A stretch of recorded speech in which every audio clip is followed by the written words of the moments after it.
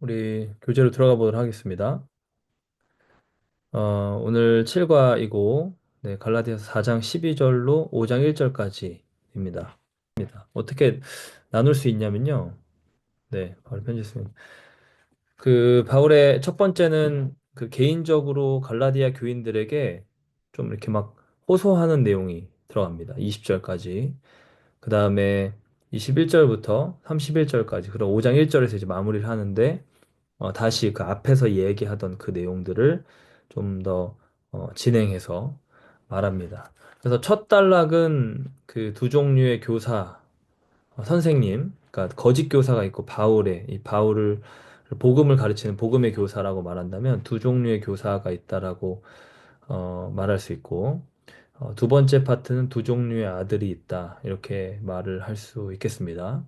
두 종류의 삶. 네. 아까 말했던 이 두 종류의 아들, 두 종류의 인생, 두 종류의 어떤 길을 말하는 겁니다. 그래서, 이, 지금 사라로부터 난 이삭과 하갈로부터 난 이스마엘을 비교하는데, 이거는 그냥 바울에게 있어서는 구약의 내용이, 창세기에 있는 그 내용이 그 내용을 모르시면 창세기 아브라함 편을 읽어보시면 됩니다. 근데 거기 그 내용을 가지고 일종의 신학적인 해석을 한 거예요. 어, 봄, 그러니까 당연히 이삭이 약속의 자녀라고 하는 말씀하셨지만 이스마엘도 뭐 축복하시기도 했고 하갈도 그 부엘라 헤로이 같은 데서 뭐 죽겠구나 싶었을 때 하나님 건져주시기도 하고 그랬습니다. 그러니까 그 스토리 자체는 흘러갔던 어떤 모양새가 있는데 바울이 이거를 지금 율법과 복음을 비유하기 위해서 율법도 자체가 악한 건 아니니까요. 선한 것이니까. 그러니까 그럼에도 불구하고 여기 다시 들어가는 것이 종의 모습으로 가는 거고 하나님의 이 언약의 방향과는 어긋나는 거니까 이삭으로 말미암아 하나님이 약속의 자녀를 주시려고 하셨던 게 하나님 뜻이니까요. 그러니까 이게 맞으니까 exactly 이게 딱 이렇게 액면가로 맞지 않아도 일종의 신학적인 비유를 하는 겁니다. 그거를 알고 보면 조금 더 이렇게 플로우가 자연스러울 수 있을 것 같아요. 그래서 문자적이고 육체적인 혈통, 네. 율법을 율법에 매여 있는 자들이 문자적이고 육체적인 혈통에 집착하는 자들입니다. 그리고 복음을 믿는다는 것은 영적이고 참된 혈통, 네, 아브라함의 혈통, 그들이 그렇게 되는 것이죠. 그러니까 갈라디아인들은 지금 나 유대인이 아닌데 나 유대인이어야 되는가? 그러면 내가 그래도 그래 내가 성골은 아니지만 진골 정도는 되기 위해서 율법을 열심히 지켜야겠다. 이게 이제 문자적이고 육체적인 혈통으로 율법으로 돌아가서 아브라함의 자손이 되려고 하는 거죠. 네, 그게 이제 사실 하갈의 길이고 이스마엘의 길이라는 겁니다. 왜냐면 이스마엘을 낳은 것 자체가 아브라함의 실수였는데 어, 이삭을 기다리다가 더 기다리지 못해서 육체의 그냥 방법으로 나간 거잖아요. 그러니까 이렇게라도 그러니까 자기의 소위 계산으로 경험으로 인간적인 판단으로 나은 거예요. 네. 네, 영적이고 참된 혈통은 하나님으로 말미암아 나아야 되는데, 그러니까 하나님으로 말미암아 거듭나야 되잖아요. 사람으로서 할 수 없을 때 하나님으로서 그렇지 아니하니 하나님께서 다 하실 수 있느니라. 그리고 요한복음 1장에도 영접하는 자, 곧 그 이름을 믿는 자들에게는 하나님의 자녀가 되는 권세를 주셨어요. 이는 혈통으로나 육정으로나 나지 아니하고 사람의 뜻으로 나지 아니하고 하나님께로 말미암아 난 자들이니라. 그러니까 그게 이삭이에요. 한마디로. 그러니까 영적인 의미에서 이삭을 말하는 겁니다. 하나님 말씀하신 것을 믿어서 내가 그 어떤 능력을 섞지 않고 내가 뭔가를 조작하지 않고 하나님이 내 안에서 행하시는 그 일. 그게 믿음이고 그게 복음이죠. 그게 복음을 믿는 사람들이 누리는 역사인 겁니다. 거듭남, 중생. 그러니까 이걸 이제 나눈 거예요. 그래서 그 두 종류의 삶이 있는 겁니다. 그래서 1번에 보면 사라와 하갈, 이 이스마엘과 이삭의 출생은 어떤 측면에서 서로 다르냐? 일단은 어머니가 다릅니다. 그죠? 그리고 방식이 달라요. 지금 설명한 걸 토대로 봤을 때 이스마엘은 하갈, 종의 아들이에요. 네, 종의 아들. 그러니까 이거를 약간 종이라고 좀 성경에서 무시하나? 그렇지 않죠. 네. 성경은 사실 그 종이든 자유인이든 남자든 여자든 다 그리스도 안에서 하나니라 이렇게 말하기도 하고 가장 사회의 저 끝에 있는 사람에게 복음이 임하는 걸 보여줍니다. 네, 수르보니게 여인이나 뭐 삭개오라든지 아니면 그 여호수아 시대에도 그 기생 라합에게도. 근데 문제는 뭐냐면 여기서 말하는 건 결국 비유인데, 그러니까 육체의 것, 내가 지금 제사장의 적통으로 내려오고 있어도 베냐민 지파여도, 바울도 베냐민 지파잖아요. 베냐민 지파여도 이게 육체의 것으로 가면 하갈의 자녀가 된다는 거예요. 약속으로 가야 자유를 향해 가야 사라의 자녀가 된다는 거예요. 그리고 그 사라의 자녀가 이삭이라는 겁니다. 그러니까 어머니가 달라요. 내 신앙이 태어나고 자라는 그 모체가 다른 거예요. 하나는 육체고 하나는 영이고 믿음인 겁니다. 그게 이제 다른 거고 방식이 또 다릅니다. 이 하갈에게서는 육체를 따라서 두려움을 쫓아 나간 거예요. 이러다가 내가 그 어, 아예 못 낳으면 어떡하지? 자녀가 없으면 어떡하지? 그래 나은 거예요. 사라에게 난 거는 내가 못 낳겠는데 안 되겠는데 안 되겠는데 하는데 말씀이 다시 임하고 99세 때 다시 하나님 말씀해 주시고 아브라함에게, 그리고 그 약속을 따라 나은 거예요. 그러니까 하나님의 능력으로 나은 겁니다. 기적이에요, 한마디로. 그죠? 그죠? 그러니까 하나는 육체를 따라, 하나는 약속을 따라. 2번, 신의 산 언약은 어떤 측면에서 이스마엘의 출생과 상응하는가? 신의 산 언약은 옛 언약입니다. 어마어마한 언약이었습니다. 출애굽기 19장 읽어보면 진짜 지금 시대에 이런 일이 벌어져도 그거는 놀랄 만한 일인데, 어마어마한 언약이었지만 사실 복음에 비해선 옛 언약이었습니다. 종이고 율법에 관한 겁니다. 그러니까 우리가 그 율법의 종대, 율법 아래, 율법의 권세 아래 놓여져서 그 죄가 지적하는 바에 따라 내가 오늘도 이 죄를 또 범했네, 이 죄를 또 범했네. 율법이 말하는 건 그거예요. 이거를 해라, 이걸 하지 말아라. 이걸 하면 넌 복을 받겠지만 이 선을 넘는과 동시에 넌 저주를 받게 될 것이다. 너 이거 하고 너 이거 하지 말아라. 이게 화살이 이렇게 향해 있는 거예요. 새 언약으로 갑니다. 새 언약으로 가면 그리스도의 법을 성취하라. 그리스도께서 행하시는 일들이 있고 그리스도께서 우리에게 주신 계명이 있기 때문에 그걸 따라가지만 기본적으로 어 지금 그러니까 새 시대가 왔기 때문에 신약이기 때문에 우리가 마음대로 해도 돼. 이건 아닙니다. 왜냐하면 그러니까 그거는 그 신약 자체를 모르는 것뿐만 아니라 구약도 모르는 거예요. 율법도 모르는 거예요. 뭐가 하면 안 돼, 뭐가 해도 돼도 모르는 거예요. 그러니까 이 새 언약의 시대, 옛 언약의 신의 산 언약에서 옛 언약에서 새 언약, 이 십자가의 언약으로 온다는 거는 우리 안에 한마디로 그 하나님의 말씀이 율법 조문에 있는 게 아니라 내 안에 들어왔다는 거예요. 내 안에 들어왔다. 그러니까 그게 어떻게 들어왔냐? 예수께서 성취하심으로 들어왔어. 그러니까 올백을 맞은 상태에서 지금 성적표가 들어온 상태에서, 그러니까 A가 보장된 상태에서 수업을 듣기 시작하는 거예요. 한마디로. 그러니까 그게 어 그냥 약속으로만 오는 겁니다. 그래서 내가 이걸 하리라. 내가 이걸 하리라. 그러니까 어떻게 보면 내가 아닌 거예요. 예전에 과거에 내가 아닌 거밖에는 말이 안 되는 거예요. 과거에 나가 살아 있으면 그거는 예수가 아니라 내가 사는 거니까 어, 율법 아래 들어가는 거죠, 다시. 내가 뭔가를 하는 거죠. 근데 예수를 믿는다라는 것 자체는 그 예수의 어, 생명과 예수의 성취와 예수의 그 구속이 그냥 예수님이 해주신 게 아니라 내 자리에서 나를 대신해서 내가 해야 될 걸 하신 거예요. 예.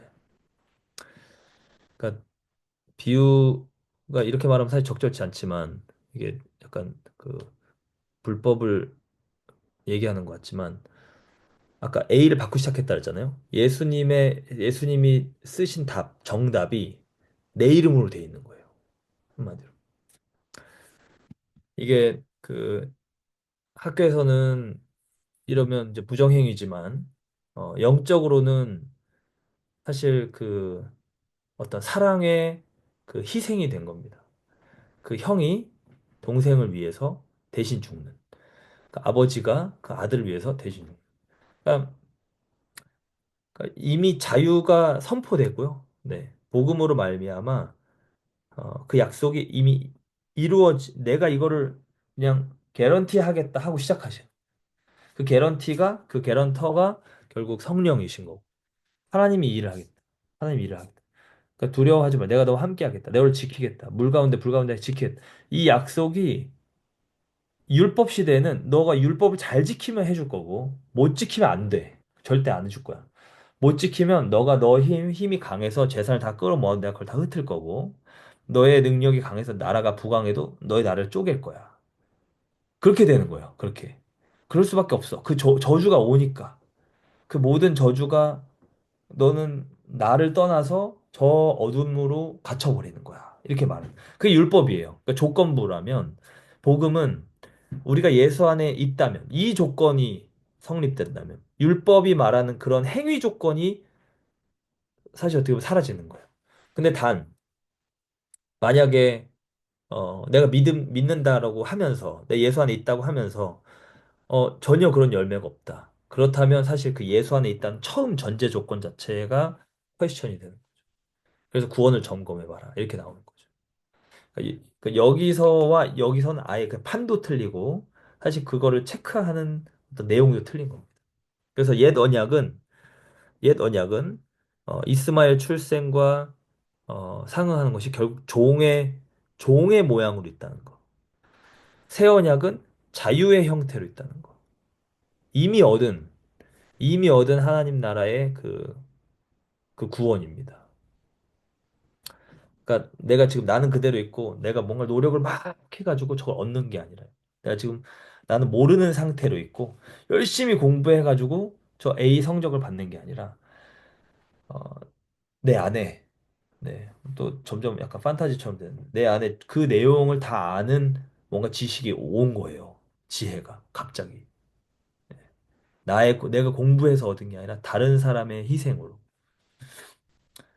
그러니까 그 사람과 내가 남남이 아니라 그 사람이 내 안에 거하는, 내가 그 사람 안에 거하는 존재가 된 거예요. 그러니까 이게 육체적인 걸로는 설명이 안 되는 거예요, 이게. 그죠? 그러니까 육체는 경계가 명확하니까. 제가 제자들 때 얘기하지만, 여기까지가 나고 저기서부터는 당신이야. 그래서 이 소셜 디스턴스도, 이 너무 스페이스도 가까이 가면 부담스러워하잖아요. 그죠? 적당한 거리를 두고 얘기해야 되고. 자꾸 자기 영역을 침범하면 원하지 않는데 너무 가까이 오면 불편한 거죠. 그러니까 이 육체 경계는 명확해요. 근데 이 혼적인 이 생각의 경계는 대충은 보이지만 사실 그렇게 명확하지 않아요. 왜 그러냐면 내가 이 생각을 어디서 들었는데 누구한테 영향을 받아서 생각한 건데 그러니까 한 사람, 두 사람, 세 사람, 네 사람 수많은 사람들 지금까지 겪었던 뭐 부모님들뿐만 아니라 우리 부모님뿐만 아니라 그 많은 선생님들 내가 존경했던 뭐 선배든 아니면 뭐 똑똑했던 후배든 내 친구든 내가 읽었던 책이든 교수님들이든 우연히 지나가면서 들었던 모든 것들이 내 안에 들어와 있는데 이게 출처가 어디서부터 어디까지인지 정확하게 아는 것도 있지만 모르는 것도 있어요. 그리고 그것이 또 짬뽕이 섞여 있어요. 그러니까 이 경계라는 것 자체가 이게 정확하게 구분이 돼서 아 이거는 이 색깔, 이 색깔, 이 색깔 그렇게 파악이 되는 것도 있지만 그렇지 않아요. 그러니까 이게 약간 중간 단계. 영적인 것은 더 모릅니다. 영적인 거는 경계가 뭐. 그러니까 이 영에 주님과 하나 되어서 주님이 우리 안에 거하신다라는 이 내용을 육체적인 걸로 이해를 하면 할수록 꼬이는 거예요. 네. 그게 예수님 시대에 많이 질문했던 겁니다. 막 그런 사람들이. 아무튼 그래서 너희가 그 하나님 나라도 모르고 아무것도 모르니까 지금 이런 질문을 한다. 이런 얘기를 이제 예수님이 하셨던 거죠. 네, 3번. 하늘 예루살렘의 새 언약은 어떤 측면에서 이삭의 출생과 상응하는가? 핵심은 상속자라는 겁니다. 네, 상속자. 하늘 예루살렘의 새 언약. 그러니까 지금 있는 예루살렘이 있고요. 이 땅에 지금 우리 이스라엘 가면 있는 그 예루살렘 있죠? 지금은 성전이 없습니다. 거기 그, 그, 어, 그, 저기 이슬람 성전이 있죠? 3대 성전 중에 하나인 그 승천했다. 마호메트가 승천했다고 생각하는 황금돔이 있는데 지금 그 당시에 있었던 이 바울시대에 있었던 그 예루살렘 이게 땅의 예루살렘이라면 위에 있는 예루살렘이 있는 거예요. 하늘의 예루살렘. 그 내용을 지금 하는 겁니다. 이 위에 있는 예루살렘에 들어가는 게 진짜 예루살렘입니다. 사실 이 성전은 뭘 보고 한 거냐? 뭘 모태로 한 거냐? 성막을 모체로 한 겁니다. 성막은 모체를 뭘 보고 한 거냐? 모세가 시내산에 올라가서 하늘에 있는 성막을 보고 만든 겁니다. 그렇게 돼 있어요. 성경에 보면. 하늘에 있는 그 청사진을 보고 만든 거예요. 그러니까 이 땅에 있는 예루살렘 도시 자체가 특별한 게 아니라 예루살렘은 뭐 때문에 특별한 성전 때문에 특별한 거거든요. 근데 그 성전은 이 성막을 가지고 더 퍼머넌트하게 만든 거예요. 원래 원형은 성막입니다. 근데 그 성막은 뭐에서 따온 거냐? 하늘에 있는 성막에서 따온 거예요. 그러니까 그게 원래 원판인 거예요. 그러니까 그 하늘에 있는 그 예루살렘, 하늘에 있는 성전에 속한 자들이 하나님 나라의 시민권자고 상속자입니다. 근데 그것은 무엇으로? 그러니까 자기가 열심히 올라갈 수 있느냐? 없어요. 야곱의 사닥다리를 자기 혼자 만들어서 올라갈 수 있느냐? 그렇지 못한 거예요. 이 율법으로 안 되는 거. 오히려 거기 더 종이 되고 더 실패하게 되는 것이지. 하나님으로 말미암아 난 자들, 하나님으로 말미암아 성령으로 거듭난 자들이 이 하나님 나라 상속자가 되는 겁니다. 그러니까 이삭의 출생은 하나님의 능력이 증거되는 순간이기 때문에 이 하늘의 것과 맞물려 있는 거예요. 바울의 관점에서. 이 두 개의 큰 이 비유에서 네, 두 종류의 삶이 있고 두 종류의 아들이 있고 두 종류의 어떤 그 인생의 길이 있는데 하나는 육체고 하나는 영인 거예요. 하나는 이 땅이고 하나는 이 하늘인 거예요. 네. 이제 그거를 말한 상속자라는 게 그 포인트입니다. 4번에 이 예증이 함축하는 의미는 하나님의 약속된 복을 인간적 달성을 통해 이루려고 하는 사람은 노예가 될 것이지만 이스마엘 출생같이 종의 아들이었잖아요, 하갈. 자유는 인간적 노력으로는 달성할 수 없는 방식으로 이삭의 출생. 뭡니까? 핵심이 믿음입니다. 믿음. 계속 나오죠. 아브라함이 결국 이삭을 어떻게 얻었어요? 믿음으로 얻은 거예요. 믿음. 믿음으로 약속을. 히브리서 11장을 한번 읽어보십시오. 믿음으로 아들을 받아서 낳은 거. 사라도 믿음으로. 자, 말 나온 김에 읽어드릴게요. 히브리서 11장에 보면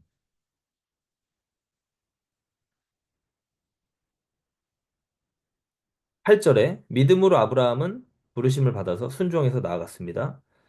어, 11절에도 믿음으로 사라 자신도 나이가 많아 단산하였으나 잉태할 수 있는 힘을 얻었으니 이는 약속하신 이는 믿으신 줄 신실하시다 이 얘기죠. 어, 그러니까 아브라함도 사라도 네, 이 9절에도 이 동일한 약속을 유업으로 함께 받은 이삭 및 야곱과 더불어 장막에 거하였으니 그러니까 지금 믿음으로 이 유업을 받았는데 이게 이제 받은 겁니다. 아브라함 사라가 이삭을 얻은 것이 믿음이라는 거예요. 근데 제가 살아있는 믿음 설교 예전에 했을 때 트러스트 앤 오베이 한 것처럼 드린 것도 지금 다 믿음이잖아요. 17절에 아브라함은 시험을 받을 때 믿음으로 이삭을 드렸으니 약속들을 받은 자로 돼 그 외아들 드렸느니라. 이렇게 할 수 있었던 거는 뭐냐면 18절에 이삭만이 너의 자손이라고 칭함을 받을 거야. 19절에 능히 이삭을 죽은 자 가운데 다시 살리실 줄. 그러니까 부활이 예표돼 있다. 이렇게 이제 말을 하는 거죠. 그러니까 예수님이 곧 이삭인 겁니다. 그게. 그러니까 하나님은 그렇게 구도를 아브라함에 짜주신 거예요. 그래서 그러니까 지금 인간적으로 하는 그거를 달성할 수 없는 것을 철저히 믿음으로 하는데 그 믿음은 결국은 이삭에서 모든 게 다 나오는 거예요. 이삭이 믿음의 어떤 결정체, 믿음의 테스트고 아브라함에게 있어서 받는 것도 시작부터 이걸 다시 드리는 것까지 다 믿음으로, 다 믿음으로. 그냥 하나하나 허투루 가는 게 없어. 하나하나 자기의 그냥 편하게 가는 게 없어.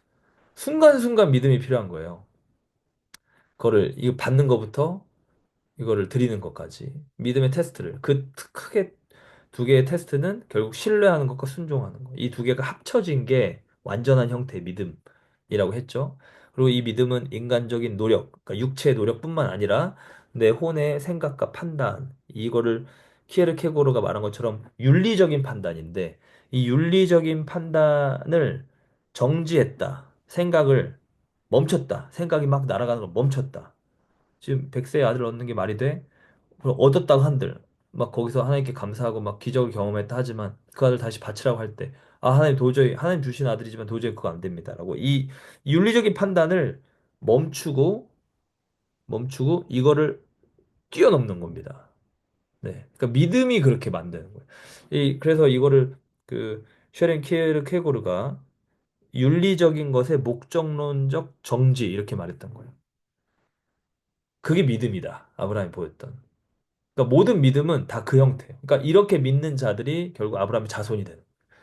왜냐하면 아까 말한 대로 이 육체적인 거, 혈통적인 거, 이, 이 문자적인 거, 이 혈통이 아니라 영적이고 영원한 참된 혈통이 이 성경이 말하는 바이기 때문에 네. 그래서 결국 이 4번의 답 말을 하자면 육체의 것을 의지하지 말고 성령을 따라 믿음으로 상속자가 되라. 갈라디아 교인들에게 이걸 말합니다. 육체의 것을 의지하지 말고 믿음으로 성령을 따라 믿음으로 상속자가 되라. 그러니까 이삭이 되라 이 말이에요. 이삭의 길을 걸어라. 아브라함이 이삭을 받았던 걸 잘 생각하고 그렇게 믿음으로 네. 자꾸 육체의 것을 하다가 너네 이스마엘 된다? 약간 이렇게 돼. 이스마엘은 언약의 그 상속자가 아니에요. 네. 그러니까 아브라함의 씨이기 때문에 또 하나님 어떤 긍휼을 베풀었지만 그거는 사실 지금 이 구속의 역사에서 약간 밖으로 나간 거예요. 네. 그 사람 자체를 하나님이 뭐 저주하고 막 그냥 없애버리고 이러지 않으셨지만 그도 그 자신의 그냥 삶을 살았지만요. 그죠? 인간의 자유의지를 아브라함이 써버린 거잖아요. 근데 그럼에도 하나님의 그 어떤 그 신실한 계획은 이 이삭을 통해 결국 나옵니다. 아브라함, 이삭, 야곱 이렇게 요셉 이렇게 가는 거죠. 그러니까 이거를 어떤 문자적으로 해석하는 게 아니라 영적인 신학적인 해석으로 우리의 모습이 내 안에 이삭이 있고 내 안에 이스마엘이 있는 거예요. 내 안에 둘 다 있는 거예요. 그래서 이삭의 길로 가라는 거예요. 이삭의 그 모습을 갖추라는 거예요. 아브라함이 이삭을 얻었던 거. 결국 그 믿음의 자손이 되라는 거죠.